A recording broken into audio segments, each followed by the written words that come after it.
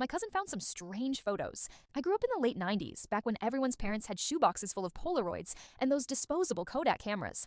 My cousin Josh and I used to sneak into my grandma's attic every summer. It always smelled like dust and old wood. One year, 1997 I think, Josh found a shoebox tucked behind some Christmas ornaments. Inside were about 24 Polaroids. At first, they just looked like normal family pictures. Birthday parties, camping trips, kids in the backyard. But the more we looked, the weirder they got.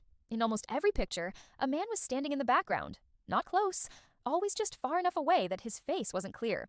Tall, thin, dark clothes, sometimes at the edge of the woods, sometimes behind a crowd. We asked Grandma who he was. She went pale and told us to put the box back, said we weren't supposed to have it. That night, Josh swore he saw someone standing at the tree line by the house.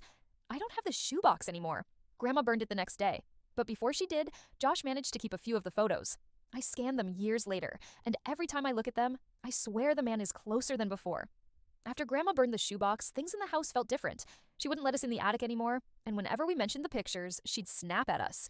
I'd never seen her so scared. One night, when Josh had already gone to bed, I heard Grandma whispering in the kitchen. She was talking to my mom, and I only caught bits and pieces from the top of the stairs. "He's back again." I told him to stop after 68. The pictures always bring him. I leaned too far trying to listen and made the step creak. The kitchen went silent. A few seconds later, Grandma stepped out into the hallway, staring right at me. She didn't yell, didn't even move for a moment. Just stared, like she wasn't sure if I was really there. The next day, I asked her who the man was. She finally told me. Back in the 1960s, before my mom was born, my grandparents lived on a farm just outside town. Grandma said a man used to come around, tall, dressed in black, always standing at the tree line. He never came close, never said a word, just watched. They called the police more than once, but no one could ever find him. The weird thing was, he always showed up in their family photos. Birthdays, barbecues, church picnics, he was there.